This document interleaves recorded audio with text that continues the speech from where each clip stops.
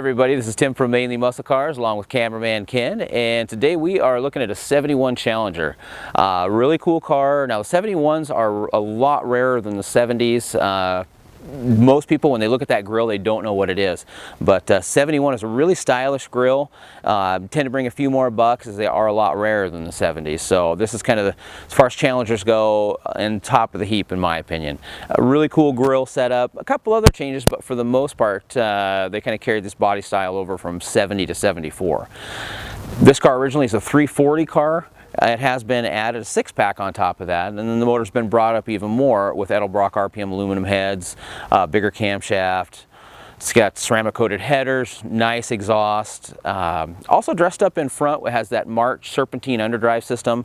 Expensive setup, but really clean. It's got a Be Cool aluminum radiator with twin fans.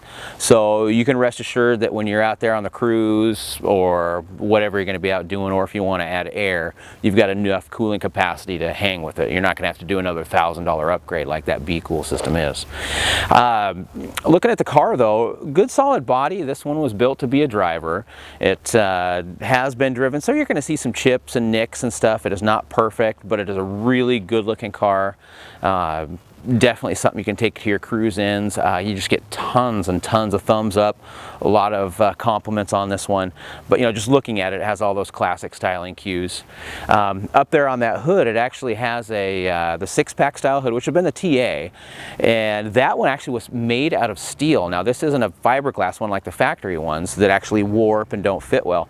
That one is made out of steel. It uses the factory style ram air system, so the air cleaner on the system actually seals up against the hood, so you do get that boost from that cool engine, you know, from the cool air outside. Also, you do get that air funneling, and they lifted that scoop up, so it actually kind of got it out of the slipstream of the body, because if a scoop is too low to the body, it's not able to kind of get that, it's not out far enough and to get enough cool air in that ram air effect.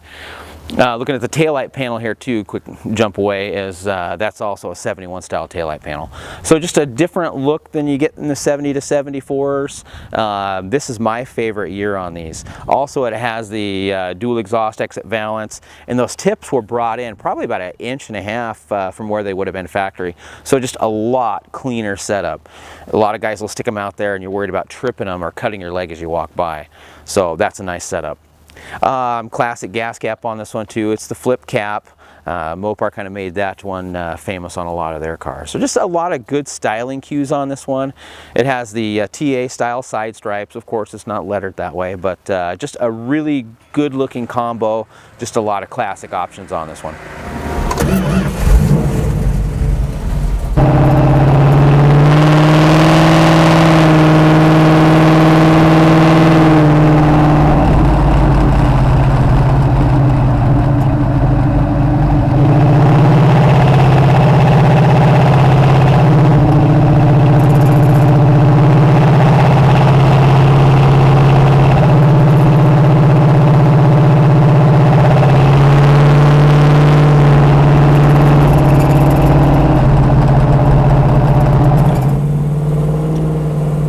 So we're out driving. First thing I guess you notice is really willing motor. That 340 feels strong. Now this one has the RPM cylinder heads from Edelbrock. It has, you know, the big 6-pack on it and good exhaust.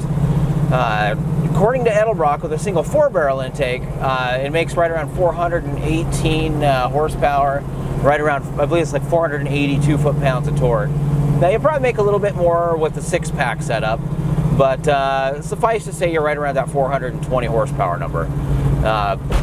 So good power. These Challengers weigh probably about 3,400 pounds. So it's got a good power to weight ratio. Anytime you're talking 400 horsepower, you definitely have you know, a fun car to drive. So, but just barely touch the throttle. Car accelerates nice. It's got a good sound, but you let off the throttle and you can hear, you can talk, it's not too loud.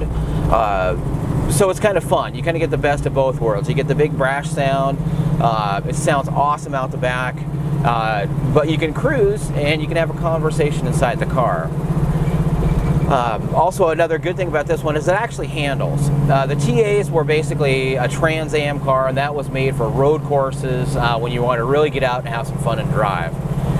This one here has been upgraded. It has a large front sway bar. It actually has a rear sway bar on it. Some nice stiff springs, 17-inch wheels. And also with that 340 has those aluminum heads. It's lighter than it was stock. So we'll get into it. We can actually throw the car into a corner a bit. And it handles nice and flat. The 17s are much better than anything this car would have ever come with. So you get a nice crisp turn in. It's just better everywhere. The tires just far superior than anything this thing would have ever had.